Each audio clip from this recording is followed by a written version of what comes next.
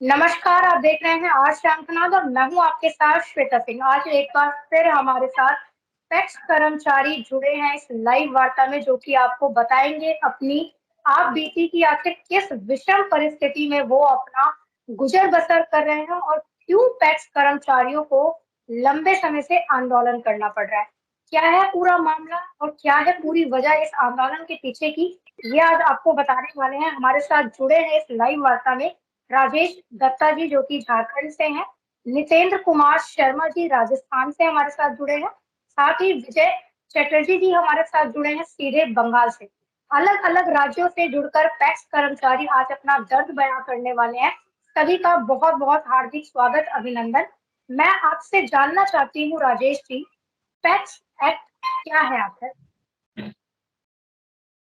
PACS क्या है ma'am? PACS एक सहकारी संस्था है। पैक्स एक सहकारी संस्था है जो किसान हित में काम करती है और किसानों का जो है, जो भी किसान की सुविधा होती है वो पैक्स के माध्यम से ही दी जाती है। चाहे किसानों को ऋण वितरण करना हो, चाहे किसानों को खाद बीज वितरण करना हो, जमा वृद्धि बैंकिंग चलाना हो, किसान को सारी सुविधाएं जो है पैक्स के माध्यम से दी जाती है। जो भारत मतलब पैक्स एक ऐसा संस्था है जो मतलब लगातार लोग किसान हित में ही काम कर रहे हैं। पैक्स कर्मी उसका किसान हित में लगातार काम कर रहे हैं। ये सहकारिता विभाग का एक अंग है। जी बिल्कुल, आपने बताया कि पैक्स एक्ट क्या है, क्योंकि ऐसे बहुत से लोग हैं जिन्हें यही नहीं पता कि पैक्स कर्मचारी आखिर कार्य क्या करते हैं। मैं आपसे जानना चाहती हूँ विजय जी, आप लोग आंदोलन कब से कर रहे हैं? कितना समय हो गया आप लोगों को आंदोलन करते हुए? मैम, हम तो स्टेट लेवल में पिछले 10-15 साल से हम आंदोलन कर रहे हैं। पर जब सेंट्रल में कोऑपरेशन डिपार्टमेंट जब बना है, पिछले 2 साल हो गया, और सेंट्रल लेवल में हम सब कोऑपरेशन के जो पैक्स है, सहकार समिति का पैक्स एम्प्लॉई है। नेशनल लेवल में हम एक संगठन बनाया है, राष्ट्रीय पैक्स कर्मचारी संघ भारत। तो हम सेंट्रल में अभी आंदोलन करने वाला है, और हम डेप्यूटी रजिस्ट्रार के पास भी गया था। हमारा जो डिमांड है, हम भूखे हैं, हमारा वेतन ठीक ठाक नहीं मिल रहा है, हमारा घर में बाल बच्चा है, सभी परेशानी है। हम इस संस्था में हम काम करते हैं जहाँ पर ठीक ठाक वेतन नहीं मिलता है, इसलिए। और हम गवर्नमेंट का सभी काम हम करते हैं, पैडी प्रोक्योरमेंट करते हैं, केसीसी ऋण दादन जो होता है कृषक को, वो भी हम देते हैं, खाद वितरण करते हैं, और डिपॉजिट मोबिलाइजेशन गांव में बैंकिंग जो डिपॉजिट होता है, मोबिलाइजेशन होता है, वो उसका काम भी हम पैक्स करता है। और सेल्फ हेल्प ग्रुप गठन करके उसको ऋण देना, सभी हम पैक्स के एम्प्लॉय करते हैं। पर गवर्नमेंट से हम कुछ नहीं पाते, इसलिए आपका माध्यम से मैं सेंट्रल के मिनिस्टर श्री अमित शाह को संदेश भेजना चाहता हूं। हमारा पैक्स को राष्ट्रीयकरण किया जाए, और राष्ट्रीय किया जाने के बाद सेंट्रल गवर्नमेंट के फंड से हमको वेतन देने की व्यवस्था किया जाए। जी बिल्कुल, मैं आपसे जानना चाहती हूँ नितेंद्र कुमार शर्मा जी, आप लोगों का जो संगठन है, क्या ये केवल राजस्थान तक सीमित है या फिर पूरे देश में आप लोगों का संगठन है? मैडम, सबसे पहले तो आपके लिए बहुत बहुत धन्यवाद। जो सहकारी समिति कर्मचारियों की मांगों को आप इतनी सतर्कता से उठाती हैं, उसके लिए मैं आपको बहुत बहुत धन्यवाद देना चाहता हूं। अब बात राष्ट्रीय संगठन हो या राज्य स्तरीय संगठन हो, संगठन तो संगठन होता है, लेकिन ये जो अपना संगठन राष्ट्रीय पैक्स कर्मचारी संगठन जो संघ है, ये पूरे भारतवर्ष का संगठन है, और इसमें सभी राज्य जुड़े हुए हैं। लगभग सभी राज्यों की समस्या भी एक ही है, वेतन की। जी जी बिल्कुल, आपने बताया कि आपका जो संगठन है पैक्स कर्मचारी, सिर्फ मैं अपने दर्शकों को भी बताना चाहती हूँ, सिर्फ एक राज्य में परेशान नहीं है, बल्कि वो पूरे भारत देश में जो पैक्स कर्मचारी हैं, अगर उनकी बात की जाए, जैसा कि अभी नितेंद्र जी ने बताया, हर जगह संगठन है और हर जगह के पैक्स कर्मचारी यूं ही परेशान और पीड़ित हैं। मैं आपसे जानना चाहती हूँ राजेश जी कि राजस्थान सरकार अगर आपकी मांग को नहीं मानती है तो इसका असर राजस्थान के विधानसभा चुनाव में क्या देखने को मिलेगा? जी मैम, बिल्कुल मिलेगा, 100% देखने को मिलेगा। अभी मंत्री जी के पास जाते हैं राजस्थान में, तो मंत्री जी बयान देते हैं कि अभी तुम्हारा, ये चुनाव से पहले एक बयान जारी किया था मंत्री जी ने राजस्थान में, उदयलाल अंजना जी ने, कि चुनाव होने के बाद में और तुम्हारा स्थायीकरण कर दिया जाएगा। उसके बाद में अभी कुछ समय पहले मिले तो उन्होंने ठीक से बात तक नहीं की। मुख्यमंत्री महोदय से मिले, रजिस्ट्रार महोदय को ज्ञापन दिया, शासन सचिव महोदय को ज्ञापन दिया, लेकिन सहकारी समिति कर्मचारियों की समस्याओं को कोई भी सरकार हो, विभाग हो, कोई भी सुनना नहीं चाहता। जी राजेश उसके जी, मैं लिए आपसे जानना, जी कंप्लीट करिए आप नितेंद्र जी। उसके लिए अभी 31 मार्च के बाद में मैम 1 अप्रैल से अपन आंदोलन की दोबारा से रणनीति बना रहे हैं, और राजस्थान के साथ साथ पूरे भारतवर्ष में ही दिल्ली में आंदोलन के लिए हम कार्यक्रम तैयार करने जा रहे हैं। जी बिल्कुल। राजेश दत्ता जी, मैं आपसे ये जानना चाहती हूँ कि आप लोग लंबे समय से आंदोलन कर रहे हैं, तो इस आंदोलन को करने के लिए या अपना घर परिवार चलाने के लिए, जैसा कि आप लोगों ने बताया टैक्स कर्मचारियों को वेतन भी नहीं मिलता है, तो आर्थिक जरूरत को पूरा करने के लिए आप लोग क्या करते हैं? कैसे आप लोगों की आर्थिक स्थिति जो है इस वक्त किस तरीके से है, क्या चल रहा है? पैक्स कर्मचारी की तो स्थिति काफी गंभीर है मैम। पैक्स के जो कर्मचारी हैं उनको तो वेतन नहीं मिलता है, सही बात है। इसमें तो लाभ की स्थिति में 2% जैसे बताया था पिछले दिन की 2% के हिसाब से मार्जिन से मिलता है। जो लाभ की स्थिति में रहेंगे तो मिलेंगे और लाभ की स्थिति नहीं रहेंगे तो वो भी नहीं मिलेंगे। ठीक है, पैक्स कर्मचारी सिर्फ खटते जाएंगे और उसका शोषण सरकार करेगी, और सरकार का हम बिल्कुल काम करेंगे। सरकार का जो भी योजना आते हैं सब धरातल पर उतारने का हम लोग काम करते हैं, लेकिन जब वेतन की समस्या आती है तो मैं सरकार तक पहुंचाने का काम करता हूं। तो सरकार कहते हैं कि आप हमारे स्टाफ नहीं है, आप हमारे कर्मचारी नहीं है, है ना, आप पैक्स से ही लो। तो पैक्स से हम लाभ की स्थिति होंगे तो वेतन लेंगे, अगर पैक्स लाभ की स्थिति में नहीं रहेंगे तो वेतन नहीं मिलेंगे। ये समस्या आती है और हम पैक्स में लगातार निरंतर काम कर रहे हैं 18-20 वर्षों से, लेकिन कोई सुविधा नहीं दी जाती है। सरकार की सारी योजना पर हम धरातल पर किसान हित में करते हैं, लेकिन सरकार का जो पदाधिकारी से लेकर मंत्री से लेकर मुख्यमंत्री तक राज्यों में कोई गंभीर नहीं है कि हमको वेतन दे। हम मांग को लेकर कई वर्षों से आंदोलन किए, है ना, लेकिन कुछ नहीं हुआ।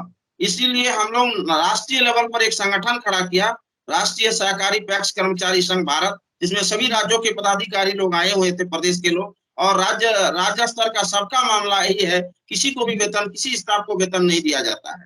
क्यों? क्योंकि हम सहकारी समिति में काम करते हैं। आज पारा शिक्षक वो भी शिक्षा समिति से बहाल हुए हैं, और सैया जल सैया स्वास्थ्य समिति से बहाल हुआ है। सारे लोग समिति से बहाल। सहकारी समिति भी एक गवर्नमेंट का समिति है, ये मेरा घर का समिति नहीं है, लेकिन सहकारी समिति में रहते हुए भी विभाग कहती है आप हमारा स्टाफ नहीं है, वेतन नहीं है। केंद्र में मॉडल बायलॉज नियम बनाया, लेकिन कर्मचारी के हित में नहीं बनाया गया है।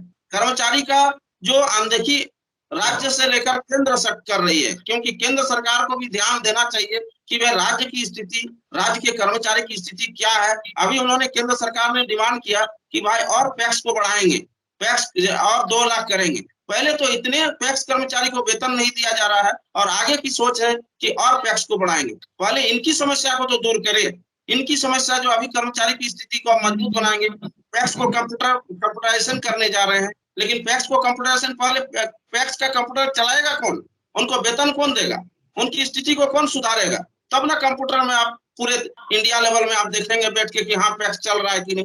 लेकिन उनकी समस्या कर्मचारी की समस्या है, इस समस्या को पहले दूर कीजिए। आप किसानों की समस्या को देखते हैं और किसान के हित में जो काम करने वाला है उन कर्मचारी को आप देखते नहीं है कि क्या स्थिति से गुजर रहा है। वो नीचे जमीन से काम कर रहा है, उनको पहले देखिए कि पहले उनका स्थिति कैसे कट रहा है, कैसे परिवार का भरण पोषण हो रहा है, बाल बच्चे की स्थिति क्या है, कितना कष्ट से वो जीवन यापन कर रहा है। भुखमरी के कगार पर है एकदम कर्मचारी। पहले कर्मचारी को वेतन दीजिए, तभी आपका सशक्त हो सकता है पैक्स, अन्यथा सशक्त नहीं हो सकता है। मैं बार बार मीडिया के माध्यम से अवगत कराना चाहता हूँ, आपके मीडिया के माध्यम से मैं अवगत कराना चाहता हूँ कि पहले पैक्स कर्मचारी को वेतन देगा, तभी सरकार की जो मनोवांछा है पूर्ण हो सकता है, अन्यथा नहीं हो सकता है, कभी भी नहीं हो सकता है। वो धरातल पर उसका दिखेगा नहीं। पहले हम बार बार मीडिया के माध्यम से अमित शाह तक मेरा डिमांड पहुंचे कि सभी राज्यों की स्थिति यही है। तेलंगाना राज्य में अभी हाल फिलहाल में सुनने में आया है कि उन लोग को एचआर पॉलिसी का निर्माण हुआ है। मैं भी चाहता हूँ कि एचआर पॉलिसी का निर्माण हर स्टेटों में हो, लेकिन केंद्रीय बजट से उनका भुगतान होना चाहिए। कहीं कहीं ऐसा है कि पैक्स अगर सशक्त है तो उनको वेतन दे सकता है, लेकिन पैक्स यहाँ सशक्त कहाँ है जो वेतन देगा। पैक्स की स्थिति बहुत काफी गंभीर है। आपकी समस्या को बराबर लोग देखते हैं, किसान की समस्या को देखते हैं। किसान को हमको कम रेट में सब चीज देना पड़ता है, सब्सिडी रेट पर देना पड़ता है, जिससे पैक्स डेवलपमेंट नहीं हो सकता है। पैक्स को डेवलपमेंट करने के लिए सबसे पहले आप पैक्स कर्मचारी को मजबूत कीजिए, क्योंकि भारत सरकार चाहता है कि हम इतने लोगों को रोजगार दे रहे हैं। हम लोग तो रोजगार रहते हुए बेरोजगार हैं। हम लोग कहाँ रोजगार हैं, हम लोग को वेतन कहाँ है, सुविधा कहाँ है। 20 वर्षों से हम लोग काम कर रहे हैं, राज्य पर आशा की, राज्य नहीं दिया। केंद्र का बायलॉज आया, केंद्र में सहकारिता मंत्रालय का गठन हुआ, लेकिन केंद्र सरकार की सोच होनी चाहिए कि राज्य में इतनी कर्मचारी है, इनको केंद्र सरकार से भुगतान हो। आप रोजगार की बात करते हैं कि हम रोजगार देते हैं, हमको रोजगार होते ही हम बेरोजगार हैं। मैं क्या करूं, कहाँ जाऊं? अब इस उम्र सबका खत्म हो गया, हाँ, कहाँ नौकरी करें? इस नौकरी में भी हम लोग का बाल बच्चा नहीं चल पा रहा है। कितना कष्ट से हम लोग हैं, कितना पीड़ित है। राज्य सरकार से लेकर केंद्र सरकार तक हम अधिकारियों को अवगत कराया, सांसद महोदय के माध्यम से अमित शाह को हमने लेटर भिजवाया, लेकिन अभी तक हमारा मांग के पर कोई विचार नहीं आया। सुझाव भी मांगा गया था, हम लोग सुझाव भी दिए, लेकिन हमारा बार बार निवेदन है, बार बार स्थिति को देखा जाए कि क्या पैक्स कर्मचारी, सभी राज्यों की स्थिति यही है कि जब तक वेतन की सुविधा नहीं दी जाएगी, कोई भी योजना धरातल पर सक्सेस नहीं होगी, ना ही किसानों की आय दोगुना होगा, कभी नहीं हो सकता है। पहले पैक्स कर्मचारी को मजबूत बनाना होगा, पैक्स कर्मी को नियमित वेतनमान भुगतान करना होगा, केंद्रीय बजट से होना चाहिए, तभी केंद्रीय सुविधा सारी मिलनी चाहिए, तभी सब कुछ हो सकता है, अन्यथा कुछ भी सफल नहीं हो सकता है। क्योंकि पैक्स ही मजबूत नहीं रहेंगे तो कर्मचारी क्या करेंगे। पहले पैक्स के कर्मचारी को मजबूत बनाना होगा, तभी उसकी सभी किसानों की सारी योजना जो है धरातल पर उतर सकता है। जी बिल्कुल। अन्यथा विजय जी, हम लोग आंदोलन करने के लिए मजबूर हो जाएंगे। अब बिल्कुल, मैं विजय जी आपसे ये जानना चाहती हूँ, जैसा कि अभी राजेश जी ने बताया कि वेतन नहीं मिलता, आप लोग इतनी विषम परिस्थितियों में अपना गुजर बसर कर रहे हैं। लगभग कितने ऐसी फैमिलीज हैं, कितने ऐसे परिवार हैं जो इससे पीड़ित है? उनके घर में बुजुर्ग भी होंगे, माता पिता होंगी, दवाइयों का खर्चा होगा, बच्चों का स्कूल आना जाना, मतलब किस तरीके से, अगर बता पाए कुछ इसके बारे में, ताकि हमारे दर्शक भी समझ पाए कि आखिर किस विषम परिस्थितियों से आप लोग, आपके जो पैक्स कर्मचारी हैं, वो गुजर रहे हैं। मैम, पूरे भारत में 63,000 पैक्स है और करीब 1 लाख के ऊपर हमारा पैक्स एम्प्लॉई है और उसके फैमिली मेंबर्स है। तो कुल मिलाकर 5 लोग पीड़ित है इस दुखद से, क्योंकि गवर्नमेंट से हम कुछ नहीं पाते। पैक्स में लाभ होता है तो वेतन हम सैलरी पाते हैं, और लॉस होता है तो सैलरी नहीं पाते।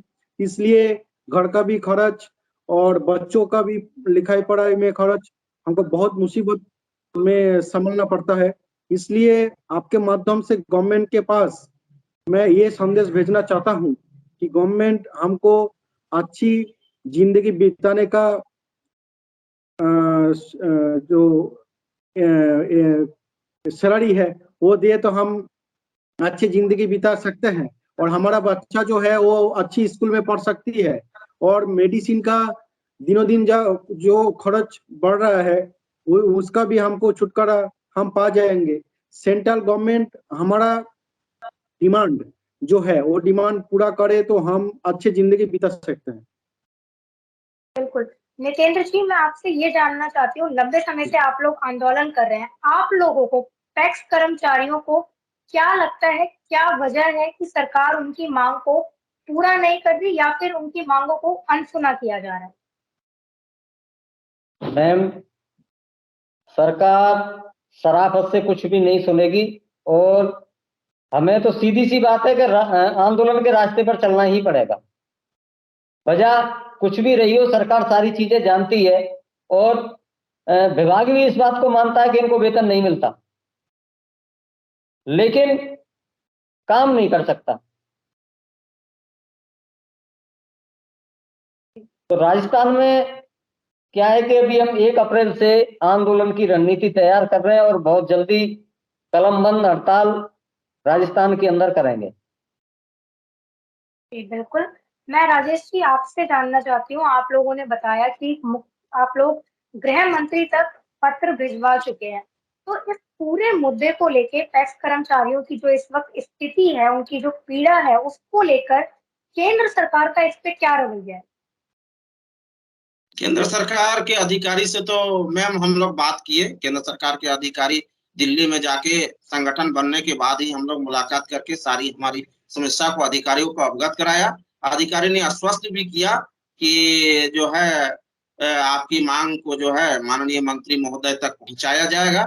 और हम लोग ये समस्या है कि हम लोग कैसा पीड़ित हैं कि हम लोग को वेतन नहीं मिल रहा है, ऐसा विभाग में हम लोग काम कर रहे हैं। मैंने उनको अवगत भी कराया।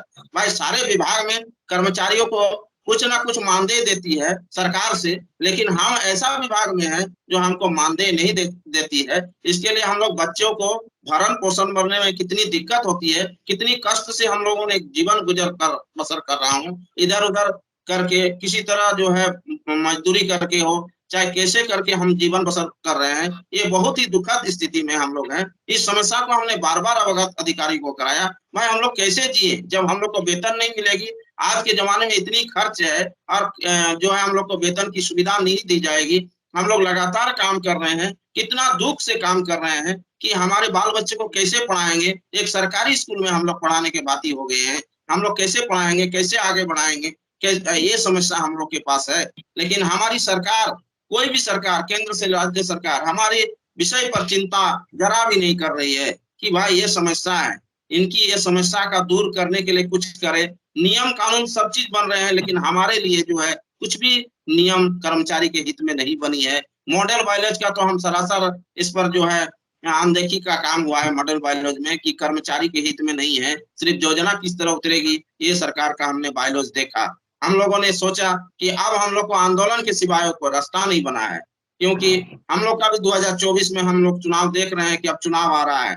हमारी सरकार अगर अब मांग हमारी नहीं सुनेगी, अब सीधी सीधी बात है कि हम दिल्ली में जंतर मंतर में धरना देने का काम आप करेंगे। अब इससे इससे ज्यादा हम क्या कर सकते हैं। हमारी स्थिति को अभी तक नहीं सुधारा गया। मैं अभी आपको बार बार मीडिया के माध्यम से अवगत करा रहा हूँ कि हमारी मांग एकदम केंद्र सरकार तक पहुंचे, है ना, ताकि हमारी मांग जो है केंद्र सरकार तक पहुंचे, अवगत हो कि भाई राज्यों की, सारे राज्यों की स्थिति यही है। पहले वेतनमान होनी चाहिए। जब तक वेतनमान की सुविधा नहीं दी जाएगी तब तक किसान हित में कोई भी योजना सक्सेस नहीं हो सकता है। यही मेरा डिमांड है कि ये हमारा बार बार आप लोगों से मीडिया से माध्यम है, मीडिया मेरा माध्यम है, मीडिया के माध्यम से मैं अमित शाह को अवगत कराना चाहता हूँ कि वो हमारी मांग को कम से कम कुछ सुधार करे कि भाई हमारा ये मांग है, ये समस्या है, इस समस्या से अवगत हो और हम लोग को वेतन की सुविधा दे, क्योंकि रोजगार सबको दिया जा रहा है और हम लोग तो रोजगार रहते हुए भी बेरोजगार है। बताइए हम लोग कहाँ जाए इस उम्र में, और हम लोग को नौकरी थोड़े मिलेगी। हम लोग को इतने वर्षों से मैं काम कर रहा हूँ। केंद्र सरकार पर बहुत आशा हम लोग का था कि सहकारिता मंत्रालय का गठन हुआ जिसमें हम लोग को कुछ ना कुछ सुविधा जरूर दी जाएगी, लेकिन मॉडल बायोलॉजी के देखने के उपरांत हम लोग काफी चिंतित हो गए कि हमारे विषय में कोई भी केंद्र सरकार से लेकर राज्य सरकार तक कर्मचारी के हित में एक भी शब्द नहीं बोलते हैं कि भाई कर्मचारी किस तरह से जीवन बसर कर रहे हैं। आज लाभ होगा तो वेतन मिलेगा, लाभ नहीं होगा तो वेतन नहीं मिलेगा। फिर खाना हम कहाँ खाएंगे, कहाँ से खाएंगे, कैसे जिएंगे, कैसे रहेंगे। इतना दुख में हम लोग हैं, इस दुख को कौन सुने हमारी। तो हम आपके माध्यम से सुना रहे हैं दुख कि ये स्थिति है हमारी भौगोलिक, ये कम से कम स्थिति को सुधारा जाए। वेतन कम से कम केंद्रीय बजट से वेतन होना चाहिए, सारी केंद्रीय सुविधा होनी चाहिए, तभी हमारा आर्थिक सुधार हो सकता है। अन्यथा हम लोग भुखमरी के कगार पर हैं एकदम। जी बिल्कुल, मैं आपकी परिस्थिति को समझ सकती हूँ। मैं आपसे जानना चाहती हूँ विजय जी, कोरोना काल में किस तरीके से आप लोगों ने कोरोना विषम एक परिस्थिति आई जो पूरे देश की वो महामारी थी, उस वक्त पैक्स कर्मचारी के हालात क्या थे और साथ ही कितने साल से आप पैक्स कर्मचारी के तौर पर कार्यरत हैं? मैम, कोरोना जब चल रहा था तभी हम ऑफिस किए हैं और तभी भी हम परिसेवा दिए हैं सभी कस्टमर को। हम प्राणों के झुकी लेकर हम पैक्स में काम किया और गवर्नमेंट ने हमारा ना इंश्योरेंस दिया, ना सैनिटाइजर, ना मास्क, कोई कुछ नहीं दिया। हम लाइफ को जिंदगी को हम दाव पे रखे हम काम किया पैक्स में और गवर्नमेंट से कुछ भी नहीं मिला। और वहाँ उस वक्त हमको घर का जो खर्च है वो भी चलाना बहुत कठिनाई थी और गवर्नमेंट सब कुछ नजर रखते हुए हमारे लिए कुछ नहीं किया। जी बिल्कुल, मैंने पूछा आप लोग कितने साल से इस पैक्स कर्मचारी हैं आप लोग, ये जो नौकरी आप लोग कर रहे हैं कितने लंबे समय से कर रहे हैं, कितना साल हो गया आप लोगों को? हम तो 10 साल पैक्स में मैंने ज्वाइन किया है। 10 साल हम काम कर रहे हैं पैक्स में और ज्वाइन करने के बाद से ही अभी तक हम सुलझ रहे हैं ये मुसीबत से और ना जाने कितने दिन हमको सुलझना पड़ेगा। इसलिए आपको माध्यम से कोऑपरेशन मिनिस्टर माननीय श्री अमित शाह जी को मैंने संदेश पहुंचना चाहता हूं। हमारा ये जो मुसीबत है, ये जो हालत है, किसी ही वक्त इससे हमको छुटकारा चाहिए। बिल्कुल नितेंद्र जी, मैं आपसे जानना चाहती हूँ कि अगर सरकार आपकी बात को नहीं सुनती है, अगर आपकी मांगों को नहीं पूरा किया जाता है, तो आगे आप लोगों के पास क्या विकल्प है, क्या रणनीति आप लोग अपनाने वाले हैं और क्या इसका असर विधानसभा चुनाव पर भी पड़ने वाला है? रणनीति हमारी साफ है मैडम कि अगर हमारी मांगों को नहीं माना जाता है, संपूर्ण भारत के सहकार कर्मी जंतर मंतर पर धरना लगाएंगे और इस सरकार को हराने में पूरी भूमिका अपनी हम निभाएंगे। और जब तक चाहे हमें ये नौकरी छोड़नी पड़े, चाहे सरकार हमें हटा दे, चाहे कुछ भी करे, जब तक हमारी मांग पूरी नहीं हो जाती हम नहीं हटेंगे। जी बिल्कुल, इस कार्यक्रम का आखिरी सवाल है जो राजेश जी मैं आपसे जानना चाहती हूँ, क्या नेशनल मीडिया, अगर हम नेशनल मीडिया की बात करें जो कि चौथा स्तंभ है, और अगर वो किसी मुद्दे को उठाता है तो उस पे सरकार भी कार्य करती है, तो क्या किसी नेशनल मीडिया ने आपके मुद्दे को उठाया है या फिर मीडिया भी आपके मुद्दे को दबा रही है? नहीं, मीडिया तो माध्यम हमारा है मैम, इसको तो मैं मीडिया को नहीं पूछ सकता। हाँ, लेकिन अभी फिलहाल में हम लोग नया संगठन बनाए हैं, इसलिए नेशनल मीडिया में अभी तक गया नहीं। ये पहला है कि आपके मीडिया को हम स्वागत किए हैं, है ना, क्योंकि अभी हम नेशनल लेवल में हाल फिलहाल में ही संगठन बनाया है और संगठन का अभी विस्तार भी हुआ है, इसलिए हम नेशनल मीडिया तक अभी नहीं पहुंच पाए हैं। ये आपकी माध्यम है नेशनल मीडिया तक का, मेरा माध्यम।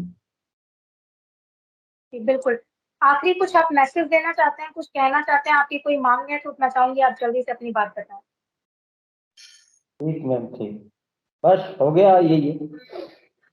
और बात ये है कि मैम कि हमारी जो समस्या है ये काफी गंभीर समस्या है। ये समस्या से हम लोग जो जूझ रहे हैं ना, कोरोना काल में भी हम लोग बहुत कष्ट से काम किए हैं। एक बेला खाना खा के हम लोग काम किए हैं। हम लोग भुखमरी में है एकदम, क्योंकि हम लोग इस परिस्थिति में है कि भाई पैक्स का स्टाफ हम लोगों को बोलते हैं, लेकिन हम लोग को कोई वेतन की सुविधा नहीं दी जाती है। सबसे बड़ी समस्या यहाँ है मैम, क्योंकि कोरोना काल में जूझ रहे बीमारी से हम लोगों को, किसानों को खाद बीज का भी मैंने वितरण करवाया, वो भी काफी समस्या से, है ना, हाथ को हथेली में जो है जीवन को रख के काम किए हैं। तो हमारी सरकार जो है अभी तक कोई सुनवाई नहीं कर रही है। हमारी राज्य सरकार को हमने बहुत मैंने पत्र जारी किया, आंदोलन किया, राज्य सरकार कभी नहीं सोच रहा। खाली एक ही मैंने राज्य सरकार के अधिकारी से लेकर मंत्री तक खड़ा सवाल करता है कि आप हमारा आदमी नहीं है, आप हमारा स्टाफ नहीं है। भाई हम आपका स्टाफ नहीं है, हम सहकार समिति से बाहर हुए हैं, सरकारी किसानों को सारा सुविधा हम दे रहे हैं, हमारे माध्यम से जो है किसान लाभान्वित हो रहे हैं और हम सरकार की योजना को धरातल पर उतारने का काम करते हैं, और आप कहते हैं हमारा स्टाफ नहीं है। ये बहुत ही दुखद है। हम 20 साल 22 साल से हम काम कर रहे हैं, इस विभाग में और कहते हैं आप हमारा स्टाफ नहीं है। बार बार सोसाइटी का स्टाफ है, समिति का, आखिर सहकार समिति किनका है? सरकार के तंत्र में ही चलता है और बोलते हैं कि आप हमारा स्टाफ नहीं है, आप हमारा वेतन नहीं है। वेतन देने की बात आती है तो उस समय वेतन की सुविधा के बारे में सोचते नहीं है, तो बोलते हैं आप हमारा स्टाफ नहीं है। जब काम की बात आती है तो बोलता है इतना दिन में करके देना होगा, कोई उपाय नहीं, 1 सप्ताह के भीतर हमारा रिपोर्ट हो जाना चाहिए। क्यों आपका बात सुने हम, जब आपका हम स्टाफ नहीं है? जब सरकार का काम करते हैं हम तो उस समय स्टाफ है, और वेतन देने की बात आती है तो कहते हैं आप मेरा स्टाफ नहीं है। देखिए क्या स्थिति में हम लोग हैं।